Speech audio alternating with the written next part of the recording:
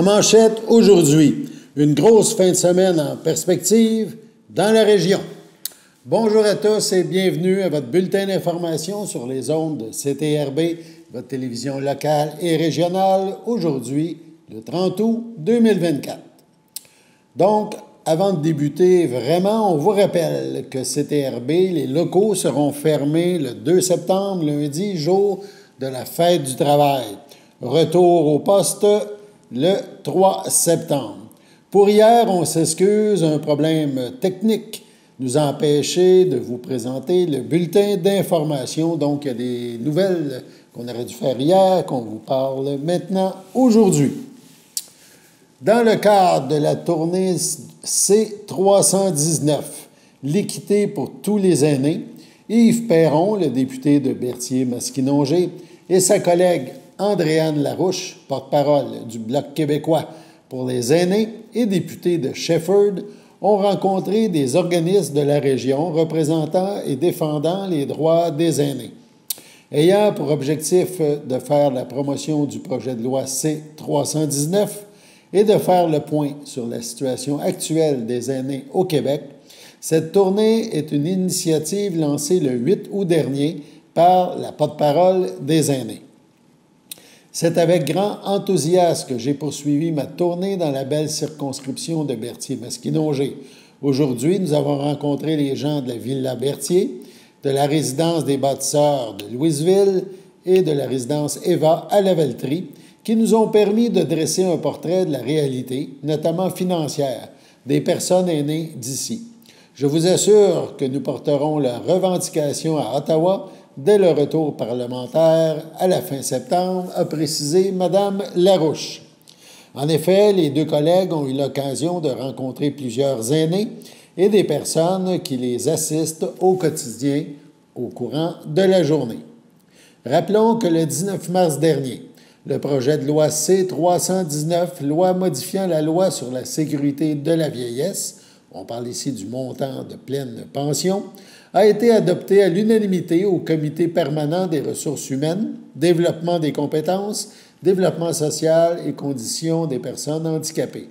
C'est pourquoi il convient d'octroyer la recommandation royale au projet de loi C319 afin d'augmenter dès maintenant la pension de sécurité de vieillesse de 10 % pour les 65 ans à 74 ans et de hausser le seuil de revenu possible de 5 000 à 6 500 $ sans que cela nuise au calcul du supplément du revenu garanti. Le projet de loi met de l'avant deux mesures réalisables qui aideront les aînés à mieux vivre dans le contexte économique difficile que l'on connaît. C'est la moindre des choses pour permettre à des millions de personnes ayant contribué à notre société de vivre dignement, ont mentionné les porte-paroles du Bloc québécois qui refuse d'abandonner ceux qui ont fait tant pour notre société, affirme le député de Berthier-Masquinongé. Une pétition soutenant C319 a été mise en ligne pour demander au gouvernement fédéral d'agir. Vous avez jusqu'au 3 octobre prochain pour signer cette pétition si vous désirez soutenir cette initiative.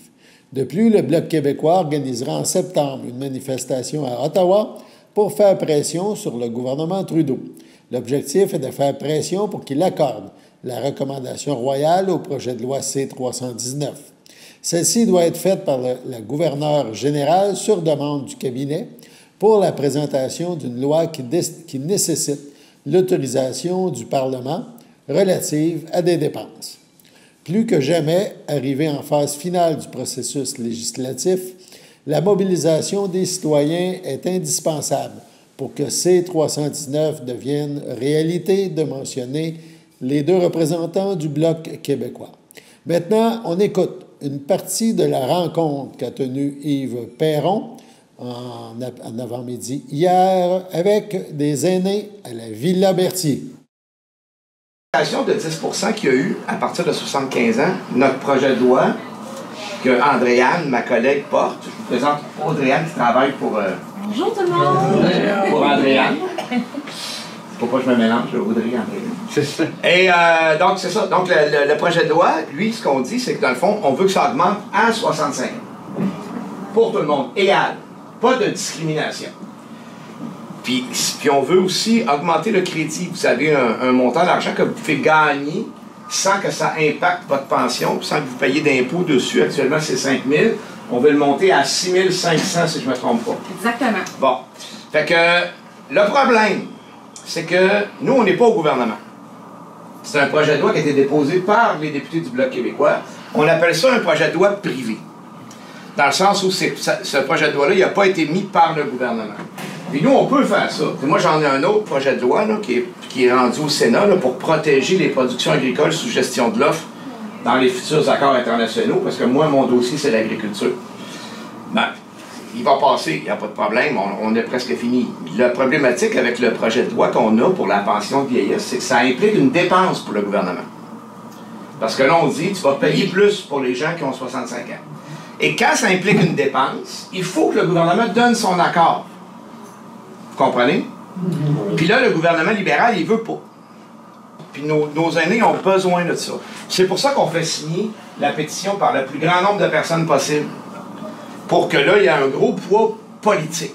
Parce que nous, un député tout seul, là, en arrière d'un micro, là, ça peut avoir l'air bien intelligent, mais ça n'a pas beaucoup de poids. Qu'est-ce qui nous donne du poids? C'est quand on est accompagné des gens. Quand c'est la population qui dit « Hey, gouvernement, si tu fais pas ça, on votera pas pour toi la prochaine fois. » Là, ils commencent à shaker un peu. Là, des fois, ils disent oui. C'est notre objectif qu'ils nous disent oui. Fait que c'est pour ça qu'on va déposer la pétition le 3 octobre. Et c'est pour ça qu'on fait... Andréane a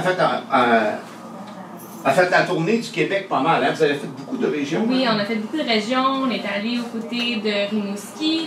On est allé proche de Montréal aussi. On est allé à Saint-Hyacinthe. On vient ici chez vous. On va aller à Trois-Rivières à côté. Donc, on vient pour faire signer cette belle pétition qui vient résumer tout ce que Yves vient de vous dire pour qu'on force le gouvernement, pour qu'on leur mette la pression, pour qu'on leur dise « Hey, c'est ça qu'on veut en tant que citoyen. » Voilà. Ça va donner encore plus de force parce que non seulement ça va être beaucoup de noms, mais ça va être des noms de toutes les régions du Québec. Fait qu'on a besoin de vous autres. Fait qu'êtes-vous d'accord pour signer ça? Oui. Moi aussi, je suis d'accord. Fait que,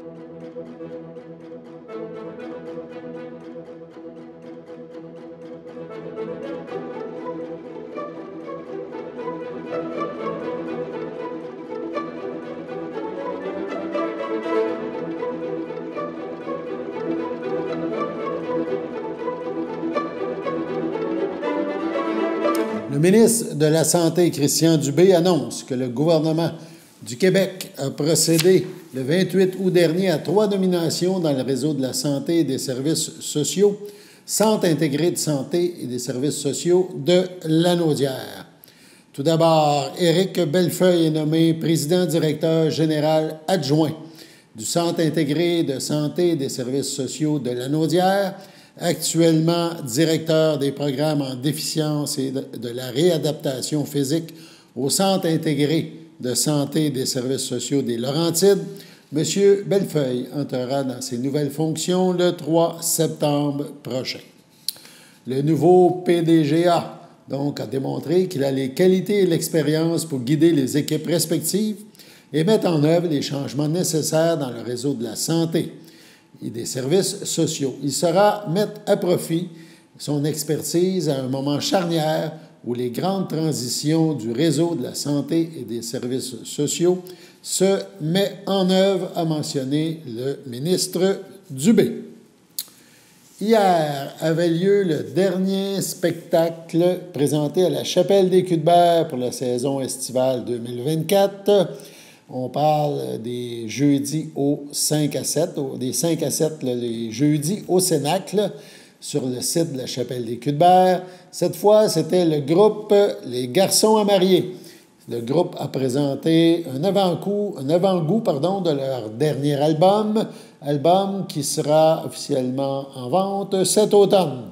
On écoute un extrait de leur performance présentée devant une foule intéressée au Cénacle sur le site de la Chapelle des Cuthberts.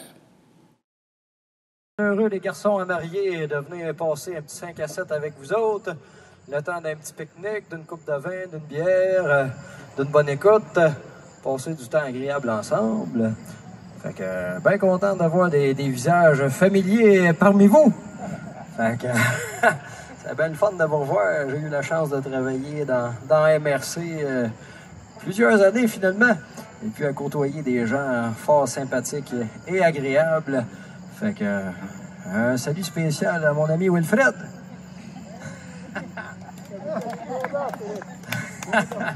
Déjà fait un spectacle avec Wilfred dans la chapelle ici. Une couple d'années, ben oui. Ça avait été bien sympathique.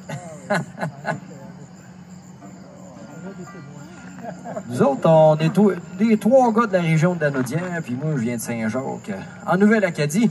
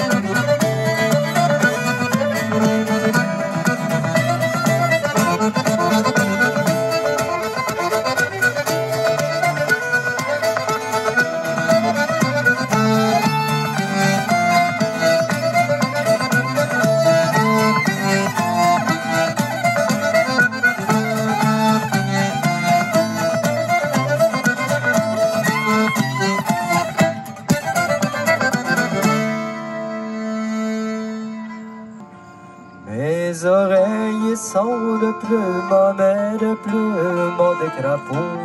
On a choisi la plus fine, celle qui onde sur le dos.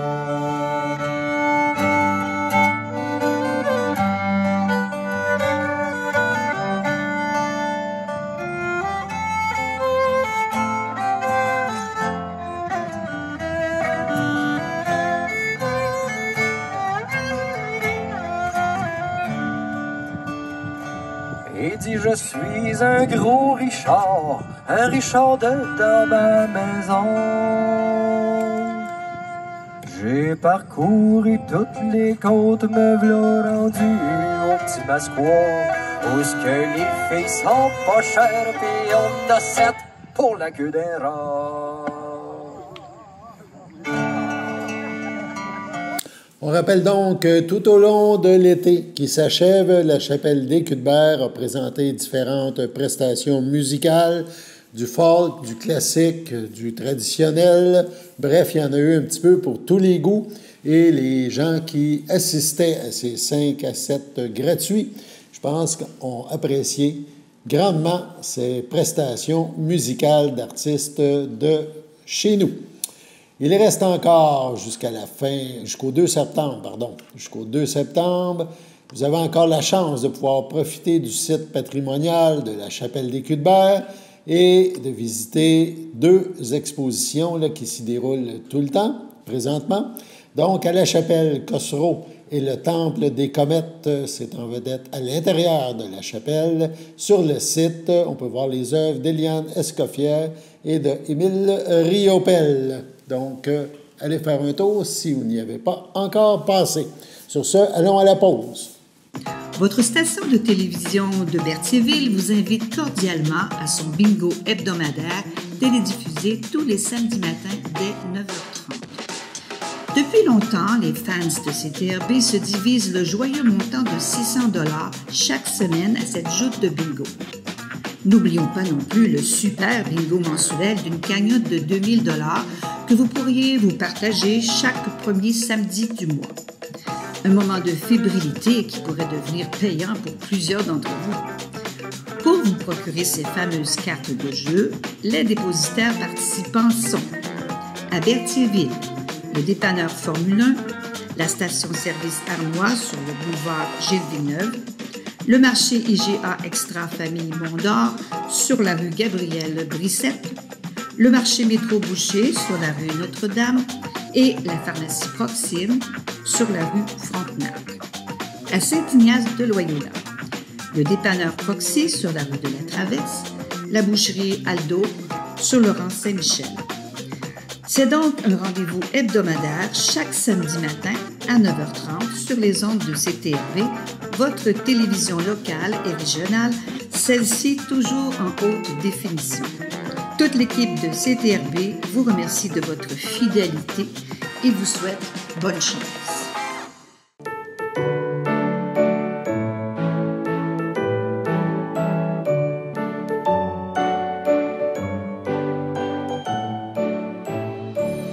Voici donc les anniversaires. On va y aller des anniversaires en retard, celle d'hier qu'on n'a pas pu faire, faute en raison du problème technique.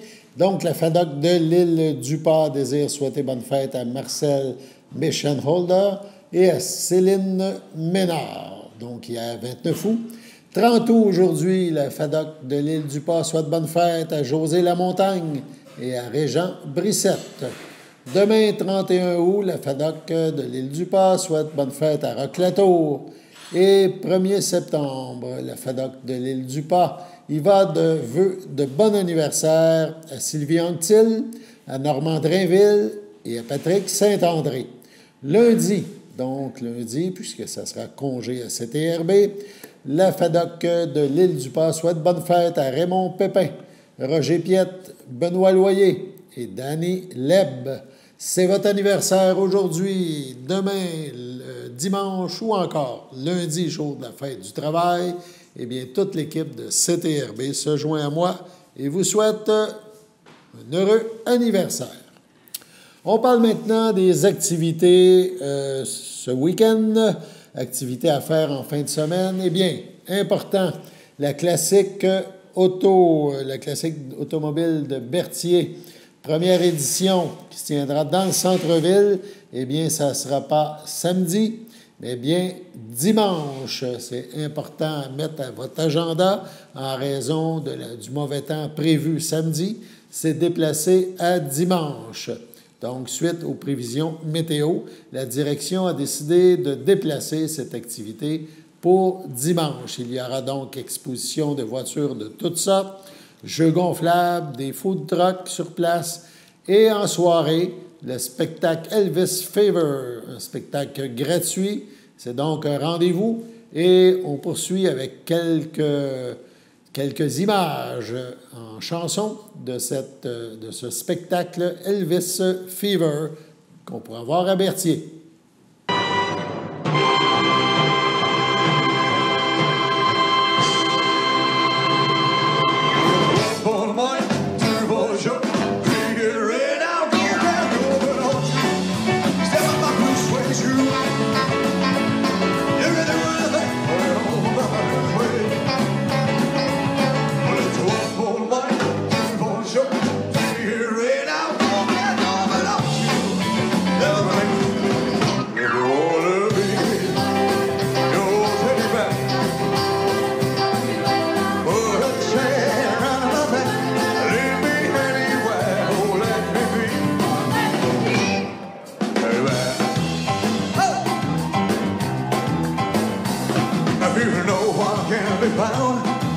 Set the home all alone. If you can't come around, my dreams please at home. Don't be cruel, too hard it's true. Well, I don't want it, baby, it's you hang it up. Oh, and there was down, I had enough.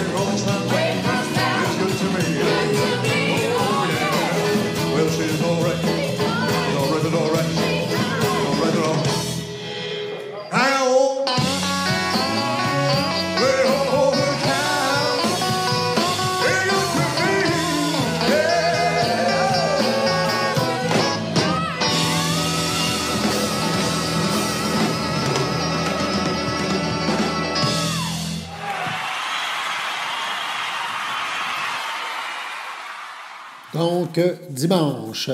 Les loisirs de Saint-Ignace présentent ou vous invitent à un rallye en vélo et également à une vente de garage. Ça se déroulera, cette vente de garage, sous le Dôme, au parc Albert Saint-Martin, le 1er septembre. Donc, c'est un rendez-vous pour les gens de Saint-Ignace qui veulent un peu se départir de certains objets, de participer à cette vente de garage.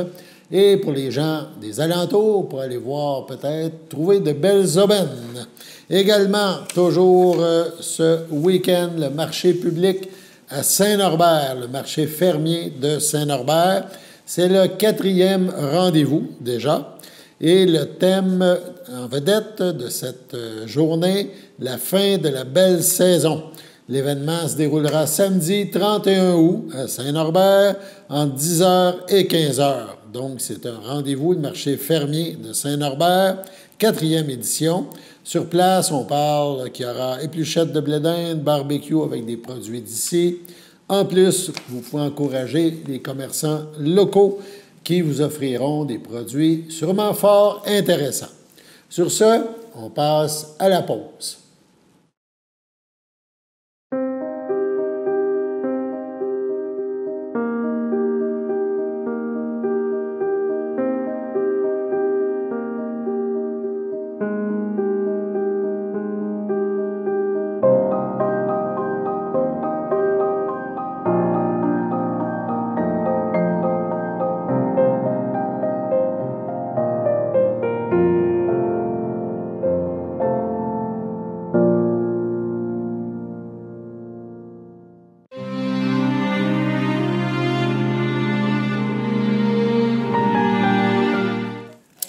Au CHDL de Saint-Charles-Borromée, le 28 août dernier, à 64 ans, est décédée Mme Denise Savard, épouse de M. André Bourdon, demeurant à Saint-Barthélemy. Elle laisse dans le deuil, outre son époux, son fils, Pierre-Paul Bourdon, ainsi que la famille Savard et Bourdon. La dépouille de Mme Savard ne sera pas exposée et une cérémonie aura lieu en toute intimité à une date ultérieure. À son domicile, le 28 août dernier, à 81 ans, est décédé M. Jean-Robert Sylvestre, fils de feu Jean-Marie Sylvestre et de feu Gertrude Sylvestre, demeurant à Lanoret, natif de Saint-Cuthbert.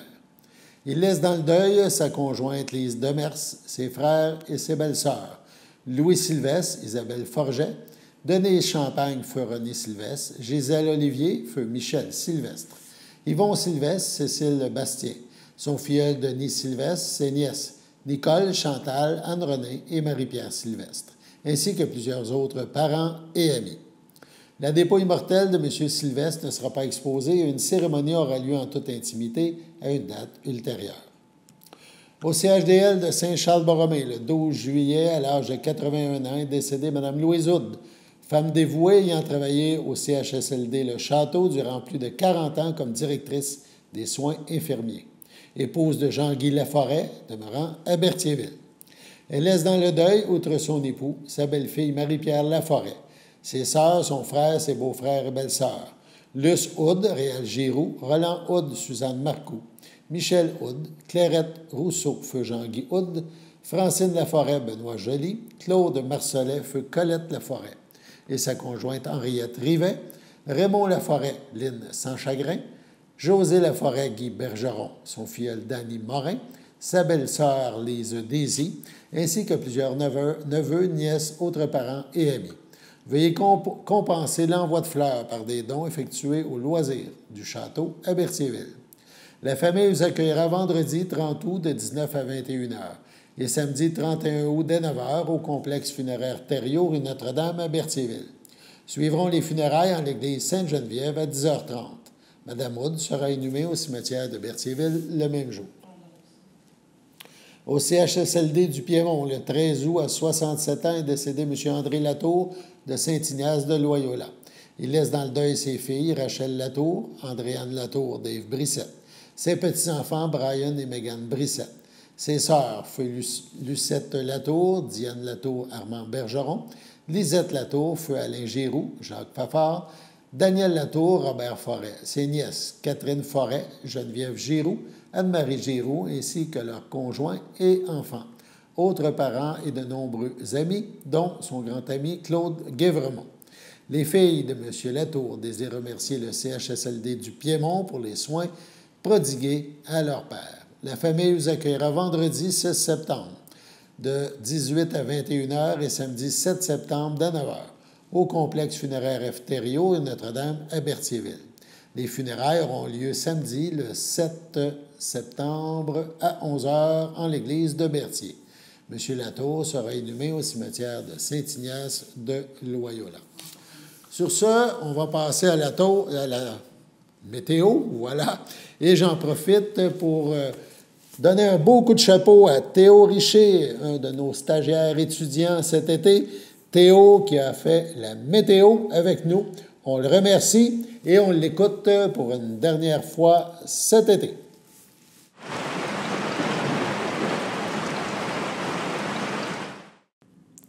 Bienvenue à Météo avec Théo. Aujourd'hui, vendredi après-midi, il annonce une température de 24, en ressenti de 28, ainsi qu'un ciel ensoleillé avec des passages nuageux. Pour vendredi soir, il y aura une température de 21, en ressenti de 23, ainsi qu'un ciel variable. Pour vendredi nuit, il y aura une température de 19, en ressenti de 20, ainsi qu'un ciel nuageux avec averses constitué de 1 mm de pluie. Pour samedi matin, il y aura de la pluie de 5 mm avec une température de 18 et un ressenti de aussi 18. Pour samedi après-midi, il y aura de la faible pluie de 2 à 4 mm avec une température de 22 et un ressenti de 27. Pour samedi soir, il fera nuageux avec averses avec 1 mm de pluie et avec une température de 21 et un ressenti de 25. Pour samedi nuit, il y aura une température et un ressenti de 18 avec des bancs de brouillard. Et pour finir, dimanche matin, il y aura une température de 19 avec un ressenti de 20 avec un ciel variable. Pour dimanche après-midi, il y aura une température de 25, un ressenti de 31, ainsi que des risques d'orage constitués de 2 à 5 mm de pluie. Pour dimanche soir, il y aura une température de 17, un ressenti de 16, avec des passages nuageux. Pour dimanche nuit, il y aura une température de 10, un ressenti de 9, ainsi que des passages nuageux. Et avant de finir votre météo avec Théo, je voudrais remercier toute l'équipe de CTRB de m'avoir accueilli pour mon deuxième été avec eux. Et je voudrais aussi remercier tout le personnel de CTRB qui était, encore une fois, hyper chaleureux et qui m'ont aidé, peu importe les situations. Je suis vraiment content d'être avec eux. Je voudrais remercier la Maison des jeunes de la Valtrie de Lanoraie pour aussi m'avoir soutenu durant mon travail à CTRB. Et je voudrais aussi remercier ma mère puis mon père pour me supporter durant cet été. Et c'était tout pour votre météo.